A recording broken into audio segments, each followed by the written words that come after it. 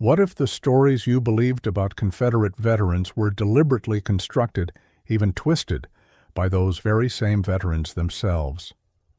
For more than 100 years, certain voices have dominated the remembrance of battles such as Gaines Mill and Gettysburg, elevating some figures while muting others.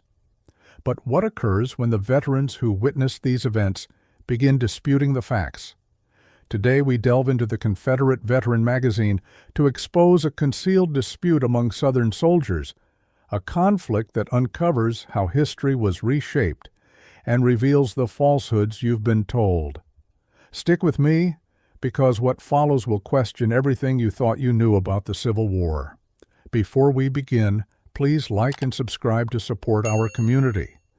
To start, let me explain what the Confederate Veteran magazine was. This original publication ran from 1893 through 1932. It featured first-hand narratives from Civil War veterans and shared news about battlefield preservation and other Civil War-related topics. What intrigues me most about these vintage magazines are the direct eyewitness accounts of battles and campaigns. One such narrative caught my eye and is central to today's discussion. In the December 1898 edition of the Confederate Veteran, a Missouri Confederate veteran named N.B. Hogan criticized an October article penned by a Virginian about the Battle of Gaines Mill. Hogan, originally from Alabama, took offense at how Virginians often glorified their own throughout the war, particularly in that Gaines Mill article. He wrote, "The article in the October Veteran, written by Comrade Cooper of Fairfax, Virginia, about the fierce fight at Gaines Mill is so misleading that I simply cannot overlook it. Virginia's Confederates tend to elevate General George E. Pickett and his brigade, along with other courageous Virginians, above all other Confederate troops. While Pickett led his famed men at Gettysburg, where were the veterans of Anderson, Wilcox, and Lee's other devoted commanders? Thousands of living soldiers attest that their blazing swords and shining bayonets stood at the forefront of the intense fighting on Little Round Top and Cemetery Ridge. Yet some histories and accounts from July 3, 1863 suggest that Pickett and his men were the principal figures in that brutal clash. Fair-minded comrades will accept this friendly critique. What we want is accurate history. Every veteran, when recounting events, should adhere to facts as they witnessed or learned from the most reliable sources. In this opening part of his article, Hogan shares both his frustration and his respect regarding the Virginians. Just over 30 years after the war ended, Virginia had become the dominant force in how the conflict was publicly remembered more than any other Southern state. This was partly due to the hero worship of Lee, Jackson, Stuart, and A.P. Hill. These men became emblematic of the war's memory, and their Virginian origins only raised the state's standing among many Southerners. However, as Hogan points out, he and others were tired of Virginia getting all the glory. The reason the final major assault at Gettysburg is called Pickett's Charge lies in the Virginians' adeptness at self-promotion.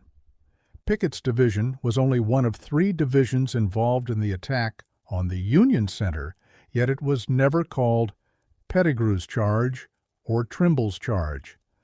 The name Pickett's Charge stuck because the Virginians successfully claimed the assault as their own. Hogan noticed a comparable pattern with the Battle of Gaines Mill, a Confederate victory amid the 7 Days Campaign. He was especially upset by any implication that Virginians alone seized the Union breastworks. He stated, "Comrade Cooper claims only Pryor's, Pickett's, and Kemper's brigades fought at Gaines Mill." The surviving veterans of the 8th, 9th, 10th, 11th, and 14th Alabama regiments, led by the noble General Cadmus M. Wilcox, wonder why Comrade Cooper omitted them entirely. Here is the casualty list from my own Company A, 11th Alabama, on that bloody ground. Yet Comrade Cooper seems unaware that we were even there. C.W. Doss L. Daniels, Jesse Daniels, Ben Elmore, Nathan Eskridge, A. Johnson. On that glorious battlefield, I personally witnessed the death of our lieutenant, Colonel Stephen F. Hale, former U.S. Congressman from Alabama. Colonel Hale lost a young son shortly before or around the time he fell. Our colonel, former Governor Sydenham Moore, had been killed at Seven Pines just days earlier, and Colonel Hale led our regiment at Gaines Mill.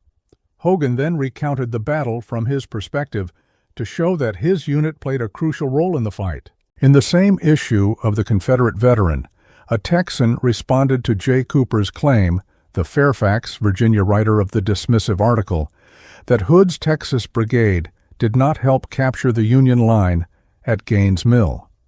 George T. Todd, captain of Company A in the 1st Texas Infantry, said, Adjutant J. Cooper of Fairfax penned an article for the October Veteran about Pickett's brigade at Gaines Mill. I replied to his closing paragraph, which states, I've heard it said that General Hood's men took these fortifications, but that's mistaken.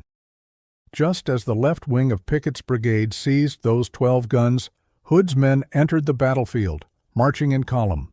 Someone saw them and asked an officer what unit it was and reported that it was Hood's. If that officer is alive and reads this, he'd confirm it, as would General Pryor.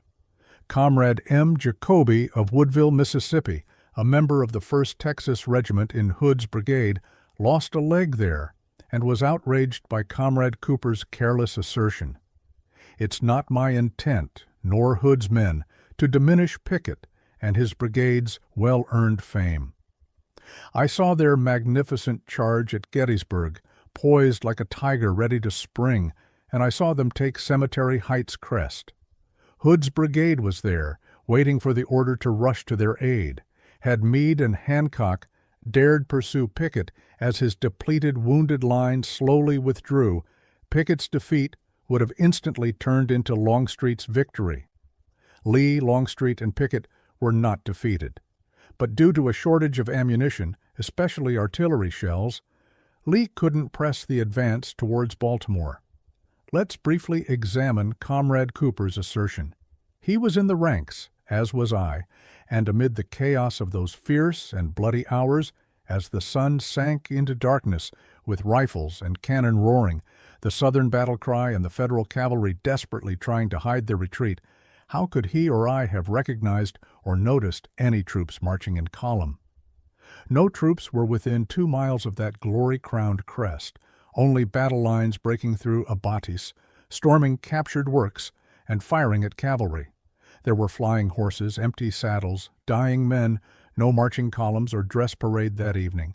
Truly, who was the officer who told Brother Cooper, and how could he or General Pryor have identified any columns moving on that field?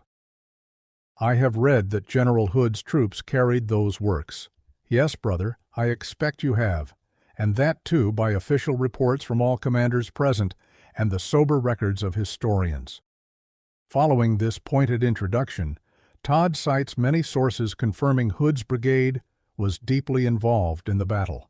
All this shows, even though these veterans met in reunions with former enemies, disagreements persisted among men of the same side, some eager to promote their own states above others.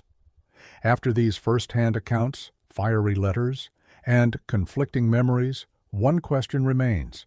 Who truly owns the story of the Civil War? Was it the loudest voices, the most skilled narrators, or simply those who wrote the history first?